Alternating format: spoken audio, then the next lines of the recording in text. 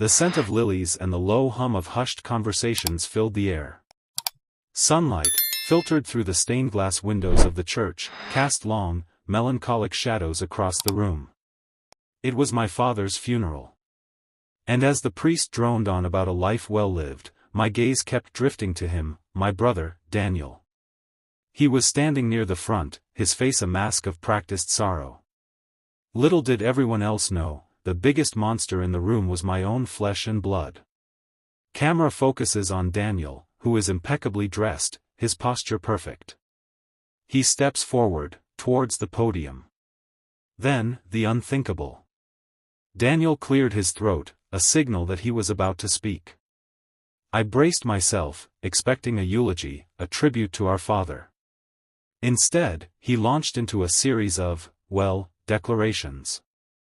As you all know, he began, his voice smooth, dripping with a feigned vulnerability that always made me want to scream, Dad loved us both dearly. And, in his wisdom, he made sure to provide for both of us. However, there's been a slight amendment. The room, already heavy with sadness, seemed to hold its breath. I stared at him, a slow, cold dread creeping up my spine. Due to some unforeseen circumstances, I've been granted full ownership of the family home, the business, and the bulk of his estate, Daniel announced, his gaze sweeping across the room, settling briefly on me. He had the gall to offer me a sad, pitying smile. I know this is difficult, but as the eldest, I was considered better suited to carry on our father's legacy. A wave of shock rippled through the crowd. My Aunt Susan gasped, clutching her pearls. My sister, Sarah, sent me a worried look. But I just stood there, perfectly still, the mask of calm dignity I'd carefully constructed for years firmly in place. I met Daniel's gaze, and for a brief moment, I saw a flicker of triumph in his eyes. He thought he had won.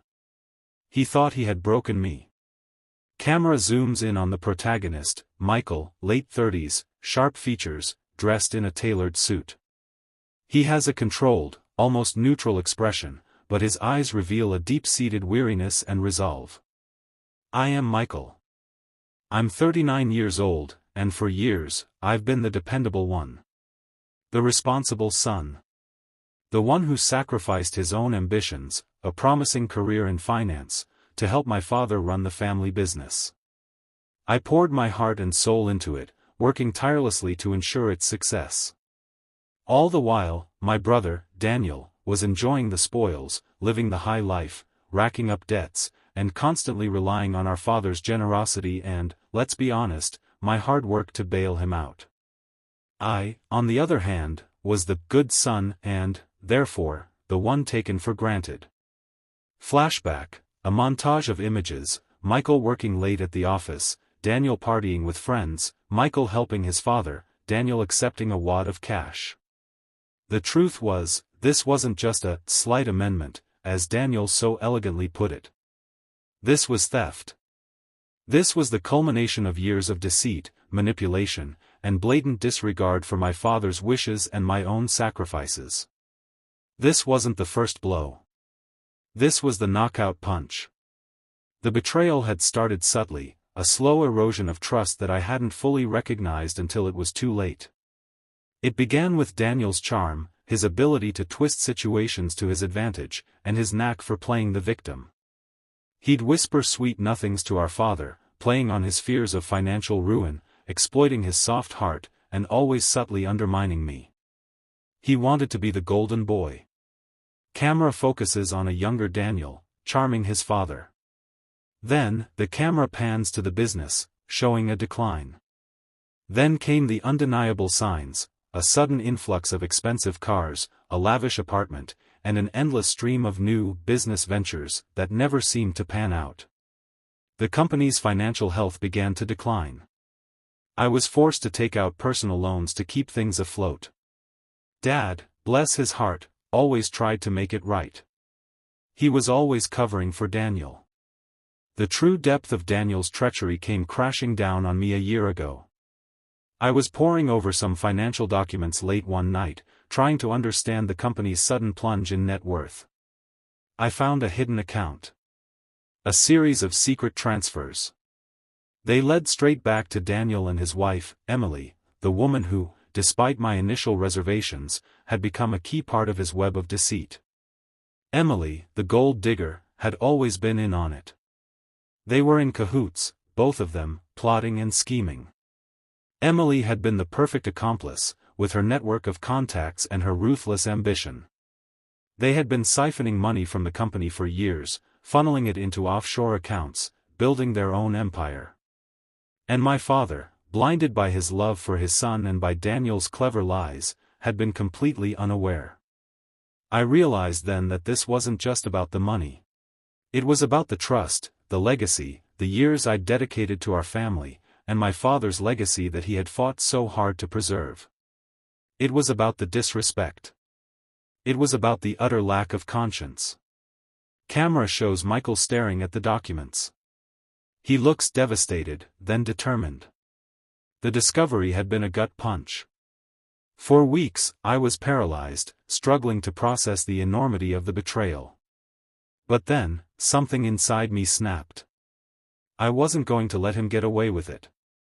I wouldn't let my father's life's work, my own hard work, be stolen. Camera shows Michael working tirelessly, researching legal documents, setting up a new bank account, studying the intricacies of business law. The silent preparation began. I dove into the details. I engaged a lawyer. I compiled evidence, bank statements, emails, recorded conversations. Yes, I'd been quietly gathering proof for months. I hired a private investigator who had been a good friend for years. I learned everything I could about the law, about asset recovery, about how to dismantle Daniel's carefully constructed web of lies. Close up on Michael's hands, meticulously organizing files, the background music shifts to a tense, suspenseful score. I knew I needed to be strategic, patient. I couldn't make a rash move. I needed to build my case, to ensure that when the time came, Daniel wouldn't have a leg to stand on. I had to make the pain slow, and public. I knew it would be cruel, but this wasn't a game anymore. This was war. Camera shows Michael placing a sealed, plain white envelope on his father's desk. He picks it up, then leaves. The turning point came just a few weeks before the funeral. I knew the will read that Daniel was supposed to be the heir, but I had a copy of my own. I had a contingency plan. I put together a file, with the most incriminating evidence, a detailed timeline, and the advice of my attorney. I knew it would all come to fruition. I put it in a plain, white envelope, sealed it, and left it on my father's desk, knowing that my father had a safe there. I knew Daniel would find it. The funeral was a calculated move. A public platform for my unveiling. I waited until Daniel had delivered his speech, until he had the upper hand, before unleashing my own strategy. After Daniel finished, his face radiating self-satisfaction, he turned to me, expecting a show of defeat. I'm sure he thought I would be broken. He was wrong. As the mourners were gathering to eat, I took the microphone, walking over towards Daniel and Emily, who were surrounded by well-wishers. "Thank you, everyone," I began, my voice calm, steady, despite the churning in my stomach. "I'd like to say a few words about my father, too. He was a good man, a generous man, and he always valued honesty and integrity." Daniel's smile faltered. Emily's eyes narrowed. "I know some of you may be surprised," I continued, my gaze fixed on Daniel, "by the recent announcement. But I'd like to offer a different perspective." The room fell silent. The whispers died away. All eyes were on me. "I believe," I said, my voice rising slightly, "that my father would have wanted the truth to be known. And the truth is that the last few years of his life were, unfortunately, marred by deception." I paused, letting the words sink in. I opened the elegant folder I was carrying. The room's temperature had dropped. With the help of the authorities and my team, I have uncovered a series of financial misdealings, fraudulent transactions, and systematic theft, orchestrated by my brother, Daniel, and his wife, Emily. I laid out the evidence, the details of Daniel's financial crimes. I revealed the offshore accounts, the shell companies, the inflated expenses, and the relentless lies that had been used to bleed the company dry. I presented the court documents that I was instructed to obtain. I have been advised by my team that Daniel's actions constitute both corporate fraud and theft. I have obtained all necessary evidence and legal documents to pursue this matter, as well as my father's assets, through the appropriate channels. I continued, and I'm happy to report that I did find an old will of my father's in the safe as well. Daniel's face was a mask of horror. Emily started shaking. The other mourners were shifting uncomfortably in their seats. The camera shifts to a private room. Michael and Daniel face each other. The atmosphere is thick with tension. Later that day, Daniel cornered me in a private room, away from the prying eyes of the crowd. "How could you?" he hissed, his voice trembling with a mixture of rage and fear. "How could you do this to me? To us?" I looked at him, the brother I had loved, the man who had betrayed me. "How could you, Daniel?" I asked quietly. "How could you betray Dad? How could you betray me, knowing what I sacrificed?" Daniel cycled through the stages of grief quickly. First, there was the anger. He ranted and raved, denying everything. Then came the manipulation. He tried to appeal to my sympathy, begging me to forgive him, to protect the family's name. "I made a mistake," he pleaded. "I was weak. I was going through a tough time. You know how I've always been. Please, Michael, don't let them take everything from me. Think of Mom." I stood firm.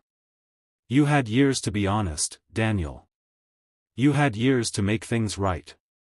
Instead, you chose to lie, cheat, and steal. Your actions have consequences." The camera shows Michael's face, determined and unwavering. I had him trapped. I had laid out everything with the lawyers. "You're going down," I said, my voice devoid of emotion. "The evidence is overwhelming.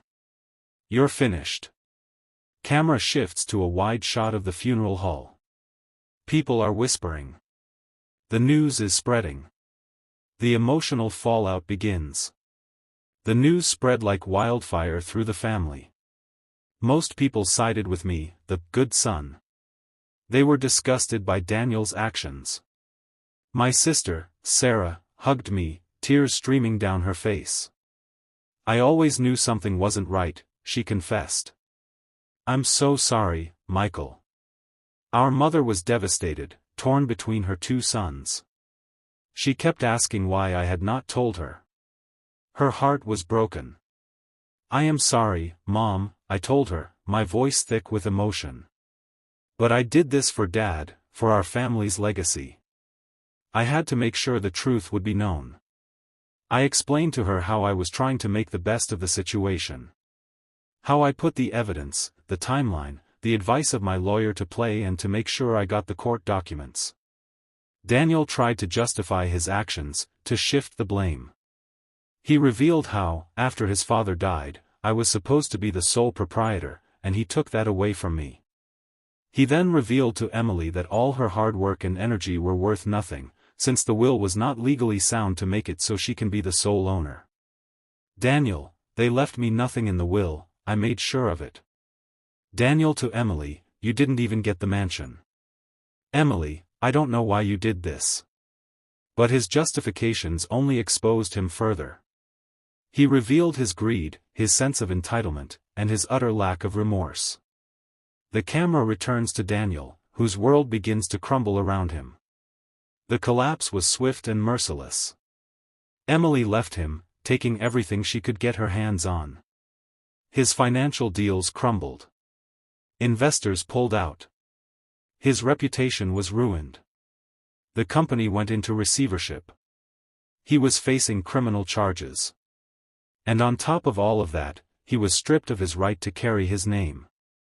The camera shows a montage of news reports about Daniel's crimes, his mugshot, and the collapse of his businesses. Watching his downfall was a strange combination of satisfaction and sadness. I had one, but it came at a terrible cost. I lost my brother, and the close relationship we once had. But from the ashes, I began to rebuild.